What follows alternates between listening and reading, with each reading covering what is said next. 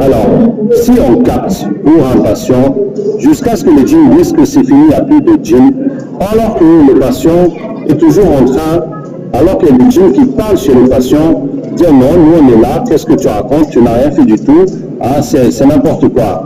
Ça veut dire quoi? Nous sommes face à une situation un peu bizarre où les djinns qu'on capte chez le capteur se convertissent et ils disent que oui, on était chez le patient, maintenant on est venu, alors que chez le patient, il y a le djinn qui parle depuis le début et qui dit non, je suis toujours là, vous n'avez rien fait du tout, non, c'est pas mes djinns, je ne les connais pas ceux-là.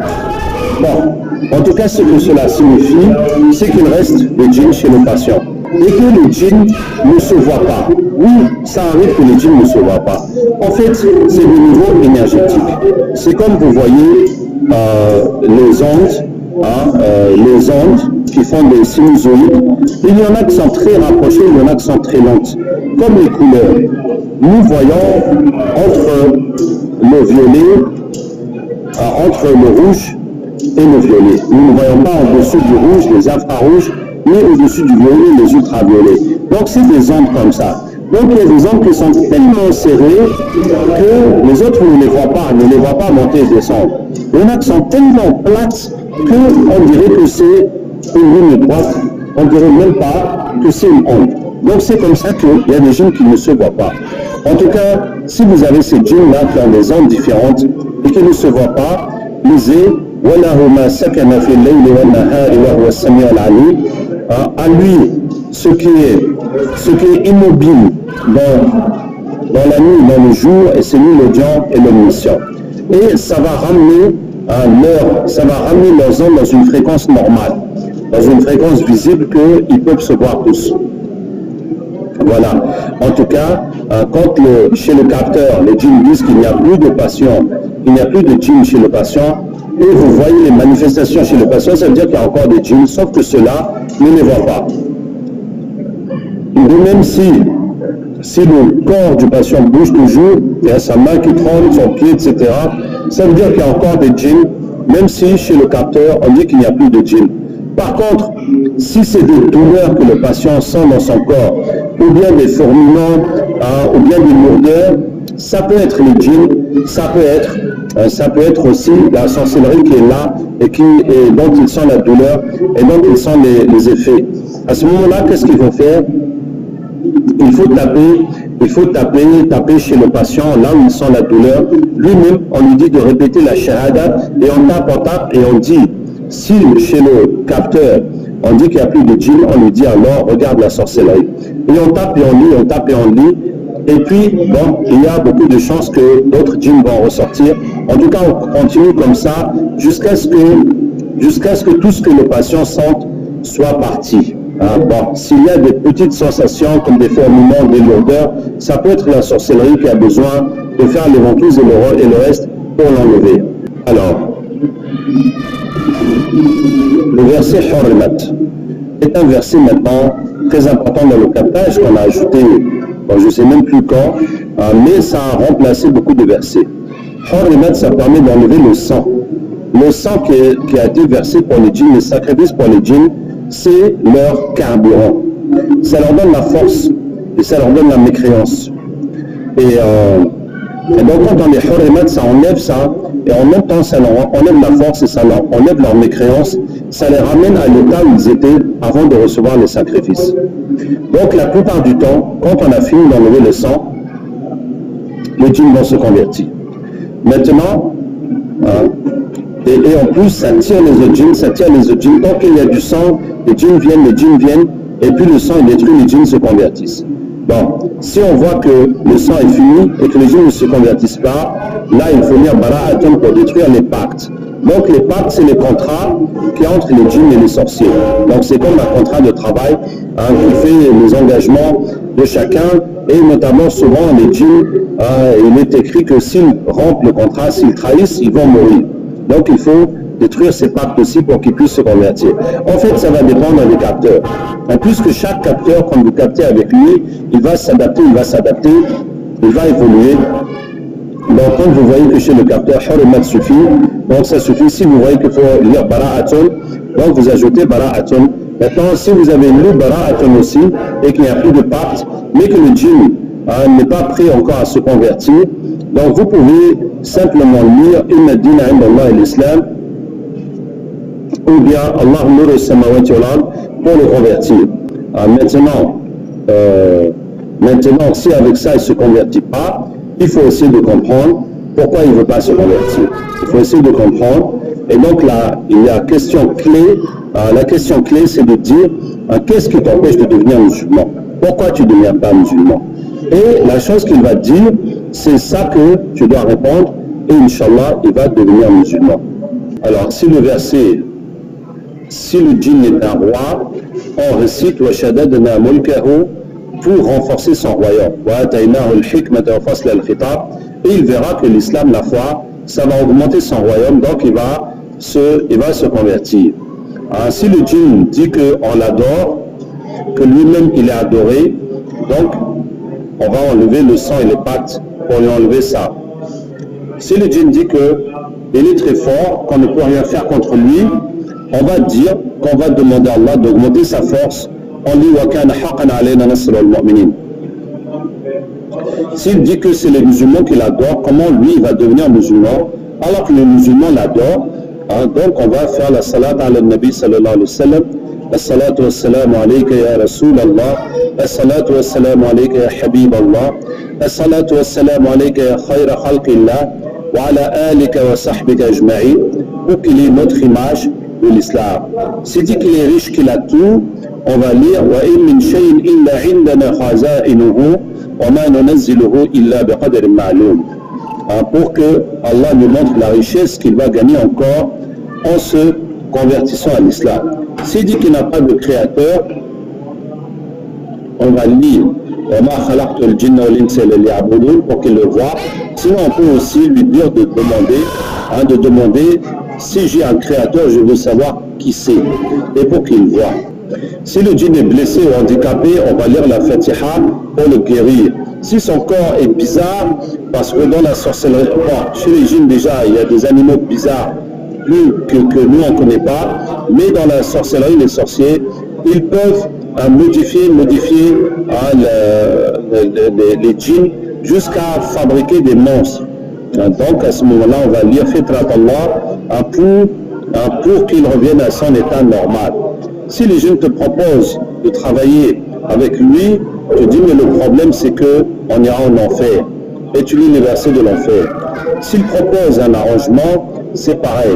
Maintenant si le djinn menace ta famille, tu vas lui dire, nous allons demander à Allah de ramener toutes vos familles. Et tu lis à Inamatakulu, et quand ils sont là, tu lui dis alors, qu'est-ce que tu as dit sur ma famille? Et Inch'Allah, ils vont tous se convertir. Si le djinn dit qu'il a peur des sorciers, on va lire wa kana haqqan alayna jusqu'à ce qu'il n'ait plus peur des sorciers.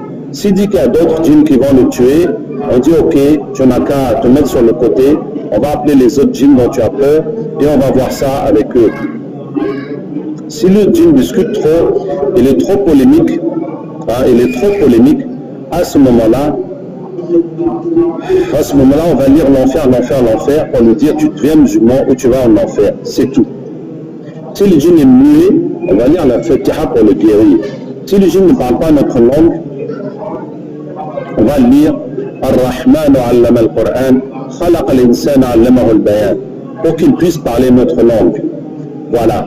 Dans toutes ces situations, si on ne connaît pas le verset, alors on va utiliser des doigts, on va demander à Allah jusqu'à ce que la chose vienne, même si on ne connaît pas le verset. Il faut savoir que dans le captage, n'importe quel problème qui survient, n'importe quelle difficulté, nous devons la régler sur place. Nous devons la régler sur le champ. On ne va pas laisser les djinns partir qui nous ont par exemple menacés ou qui n'ont pas pu se convertir. On ne va pas laisser le patient partir, on ne va pas laisser le capteur partir. On va régler la situation sur place. On va chercher des versets, on va faire des doigts jusqu'à ce que la question se règle. On ne va pas laisser ça comme ça. Maintenant, il y a une chose importante dans le captage, c'est que quand on a fini de chercher le djinn du patient, il faut qu'on aille chercher le plus loin possible, le plus largement possible les autres djinns. C'est-à-dire c'est une occasion pour nous. D'abord, pour le patient, on doit chercher les djinns qu'il y a dans sa maison, dans sa famille, dans son travail, et chez tous les sorciers qui ont travaillé sur lui. Et on va capter, lire, jusqu'à ce que les djinns disent non, il n'y a plus. Tous les sorciers de chez qui ils viennent, il n'y a plus de djinns chez eux. Comme je vous ai dit, ce n'est pas fiable. Mais en tout cas, on doit au moins atteindre ce niveau. Maintenant, en fonction des situations, on va essayer de chercher beaucoup plus de djinns. Notamment, si on fait un captage pour beaucoup de gens, nous avons 5 patients, 10 patients qui sont là, nous avons des cas durs, nous avons capté pour eux, maintenant leur maison, leur famille. Maintenant, c'est plus que ça. Par exemple, si on est en train de faire une conférence ou un cours, il y a 20, 30, 50 personnes qui sont là, on va en profiter pour aller chercher le maximum de djinns. On va demander les djinns qui sont amoureux de toutes les femmes, les djinns qui ont besoin de femmes, tous les djinns qui veulent. Donc on va les appeler pour les convertir. On va chercher les djinns des ancêtres de tous les gens qui sont là. On va chercher tous les djinns qui veulent du sang, qui attendent quand est-ce qu'on va leur faire des sacrifices. Par exemple à l'école, quand les filles tombent, donc les djinns sont là, ils font tomber les filles pour avoir des sacrifices. Donc on va appeler tous les autres djinns partout qui veulent des sacrifices, qui veulent du sang, ils n'ont qu'à venir pour qu'on les convertisse. Alors, on va chercher tous les djinns qui ont n'importe quel lien avec la sorcellerie. Dans le cadre des écoles encore, on va chercher les djinns du désordre. Ceux qui veulent le désordre, les cris, les filles qui courent partout, ça veut dire que dès qu'ils entendent que ça crie quelque part, ils rappliquent. Ils arrivent. Donc ça, on utilise وَخَشَعَتِ الْأَصْوَاتُ لِلرَّحْمَنِ فَلَا تَسْمَعُ إِلَّا حَمْسًا pour les ramener. On va chercher les djinns des marabouts, ça c'est les hypocrites, ils se font passer pour des musulmans, alors que c'est des mécréants, on travaille pour le diable. On va chercher les espions, ceux qui nous espionnent, qui espionnent notre travail de l'Europe, qui espionnent nos patients. Ça veut dire que les sorciers mettent des djinns pour les espionner, pour voir est-ce qu'ils se soignent, est-ce qu'ils vont s'en sortir ou pas pour leur refaire les sorcelleries. Donc pour les espions, c'est des djinns spéciaux qui sont très rapides et que les autres djinns ne voient pas. Donc on utilise le verset pour ramener leur longueur d'onde dans une longueur normale, pour les ramener. Et puis les djinns volants et rapides, c'est le même verset ceux qui se cachent, voyons Matoub la Sara'ir. Et puis on va chercher les djinns collés dans la personnalité des gens. Ça veut dire qu'ils sont tellement collés, ils se confondent dans la personnalité, les autres djinns ne voient pas. Vous voyez, on a pu faire le captage des gens, mais cela on les a pas eu. Les djinns qui influencent les mentalités, donc on a découvert il y a quelque temps que beaucoup de peuples ont des mentalités un peu particulières et c'est les djinns qui font cette mentalité et qui perpétuent cette mentalité de génération en génération. Donc pour ça on utilise Fitrat Allah pour dissocier ces djinns de la personnalité des gens. Maintenant il y a un verset très intéressant وَعِنْدَهُ مَفَاتِحُ الْغَيْبِ لَا يَعْلَمُهَا إِلَّا هُ dans Sourate Al-An'am, le verset 59 ou 60 selon les lectures, et qui parle que Allah connaît tout, qu'est-ce qu'il y a dans les pierres, que chaque feuille qui tombe dans les arbres, les forêts, tout ce qui est liquide, tout ce qui est solide, tout est écrit chez Allah. Donc ce verset, ça permet de ramener les djinns qui sont partout dans les forêts, dans les montagnes, dans les pierres, dans les fleuves. Et puis, spécifiquement les djinns de l'eau, on utilise le verset de Moussa alayhi salam pour fendre la mer en deux.